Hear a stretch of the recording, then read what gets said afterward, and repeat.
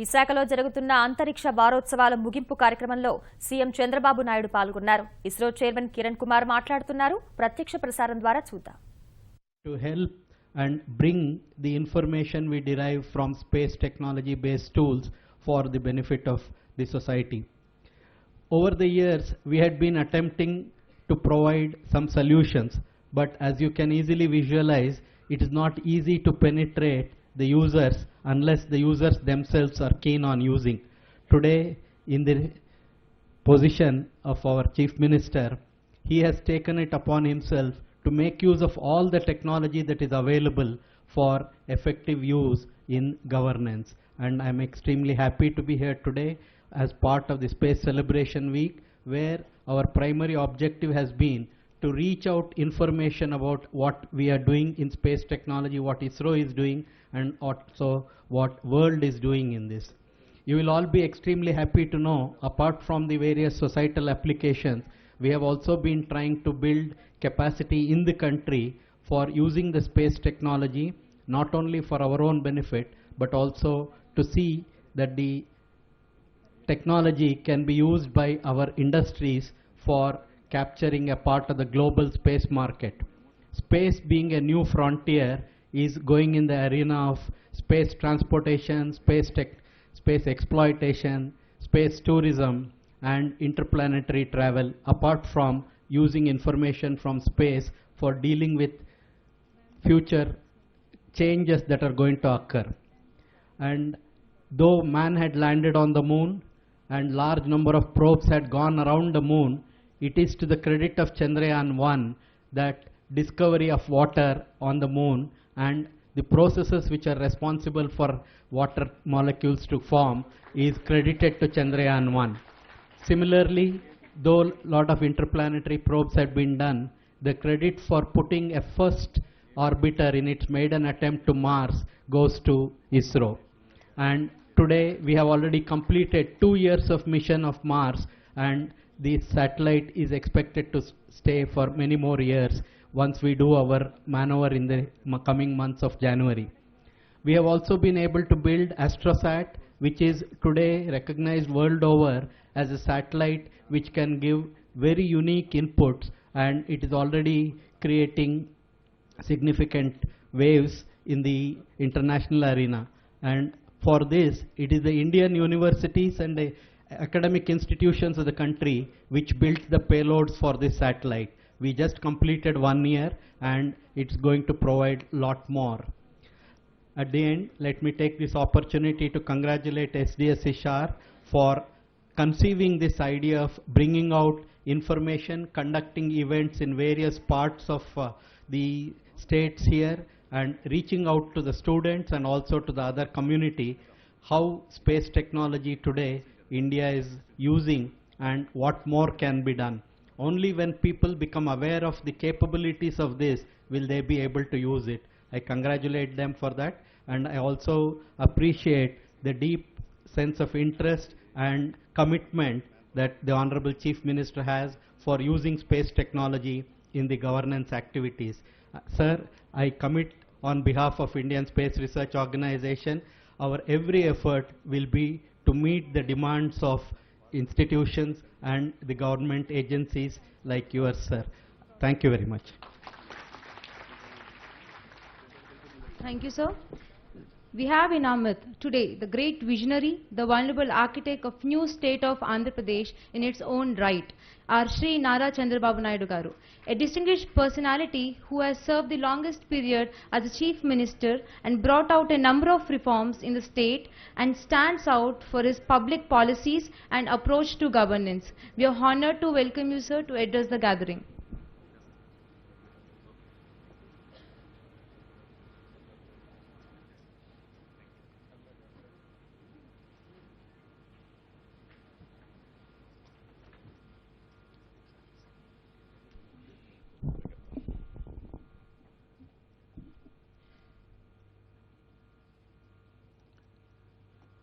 Chairman ISRO and Secretary Government of India, Sri A.S. Kiran Kumar Garu, సహచర మంత్రివర్గ సభ్యులు గంటా శ్రీనివాసరావు గారు, అయ్యన్న పాత్రుడు గారు, డైరెక్టర్ ఇస్రో పి కున్నికృష్ణ గారు, గౌరవ పార్లమెంట్ సభ్యులు గౌరవనీయులు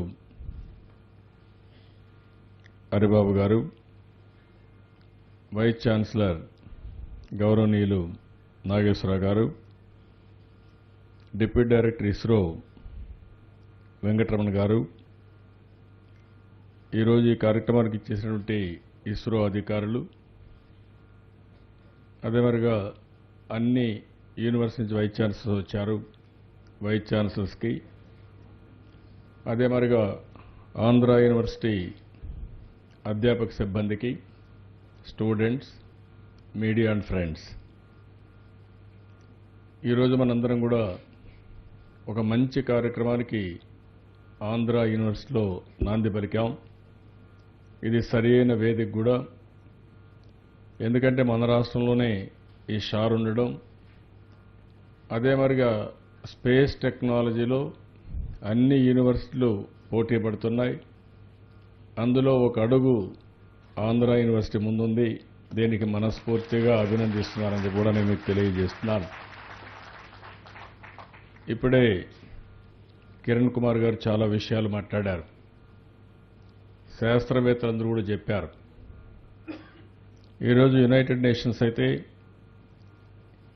టెక్నాలజీని ప్రజల అవసరాల కోసం ఏ విధంగా తీసుకుపోవడం కోసం 1999లో దీనికి నాంది పలకడం, అక్కడి నుంచి 2 డేట్స్ ఇంత మునిపే చెప్పినట్టు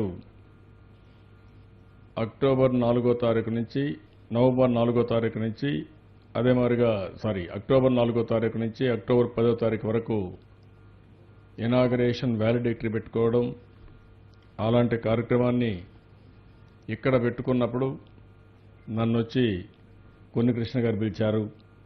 నేను తప్పకుండా వస్తానని ఎందుకు చెప్పానంటే, టెక్నాలజీని ప్రమోట్ చేయాలి. మీరు చేసినటువంటి మన ఇస్రో శాస్త్రవేత్తలు మీరు చూస్తే ప్రపంచంలో ఎవ్వరికంటే తీసిపోరు. బ్రహ్మాండంగా ఏది కావాలంటే చేసే శక్తి, సామర్థ్యం, తెలివితేటలున్నాయి. అది ఇటీవల కాలంలో ప్రూవ్ చేశారు. అందుకే మీరు ఏదైనా తీసుకోండి, స్పేస్ టెక్నాలజీలో మనం నెంబర్ 1 ఉన్నాం, ఉంటాం కూడా. దీనికి మనస్ఫూర్తిగా మనందరం కూడా ఈ యొక్క వ్యాలిడిక్టరీ సెరమనీలో ఇటీవల వాళ్ళు చేసినటువంటి ఇన్నోవేటివ్ ఎక్స్పెరిమెంట్స్ అన్నీ కూడా మనం అభినందించాల్సిన అవసరం ఉంది.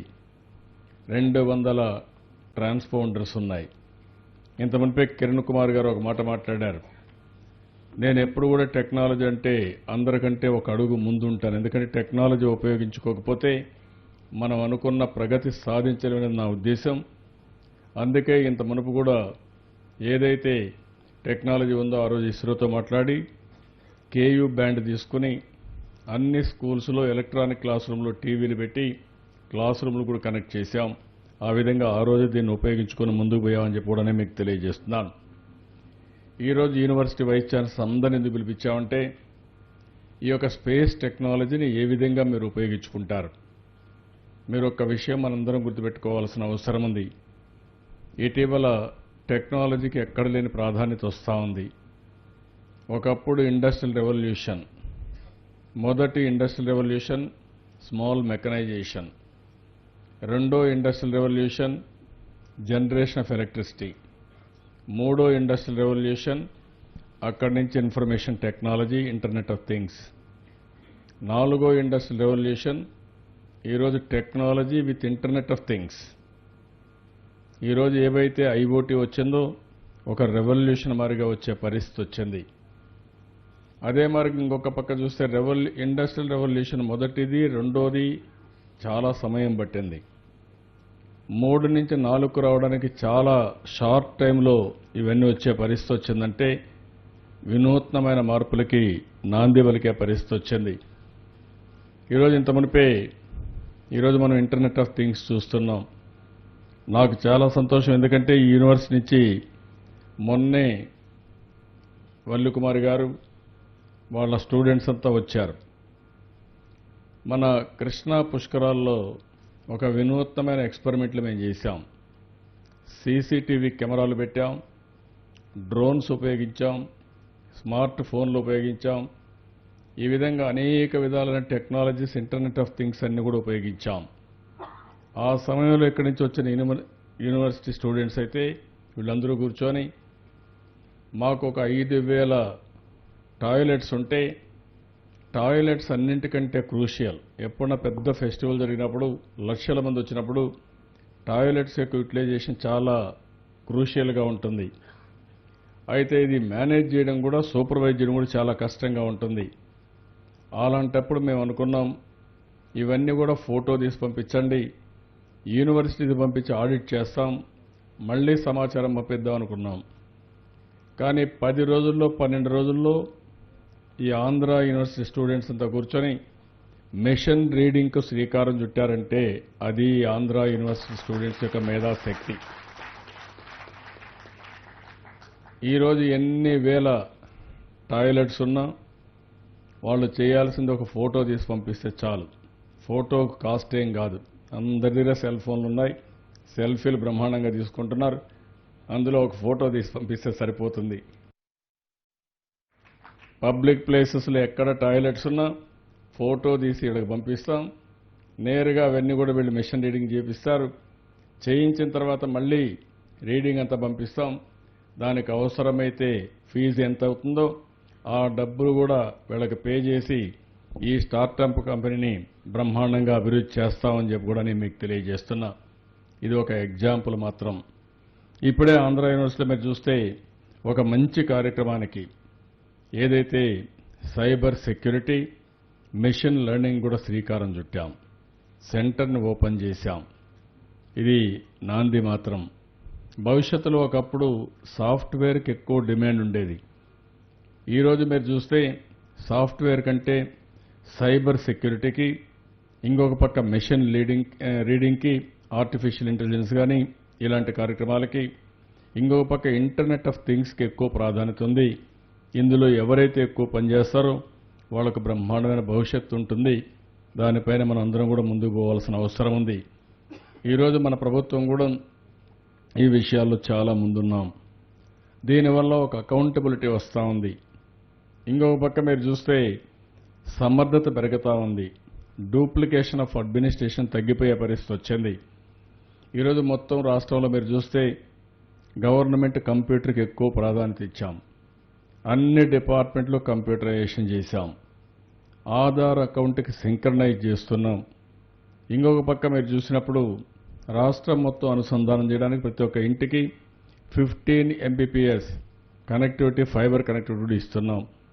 దీనివల్ల ప్రతి ఒక్క ఇంటికి ఎన్ని ఛానల్స్ కావాలన్న అన్ని ఛానళ్లు, ఇంటర్నెట్, వీడియో కాన్ఫరెన్స్, 3 టెలిఫోన్స్ కలిసి ప్రపంచంలో ఎక్కడా ఇవ్వని విధంగా 149 రూపాయలు నెలకు గడితే అన్ని సర్వీసులు ఇచ్చే ఏర్పాటు ఈ కంపెనీ చేస్తుంది.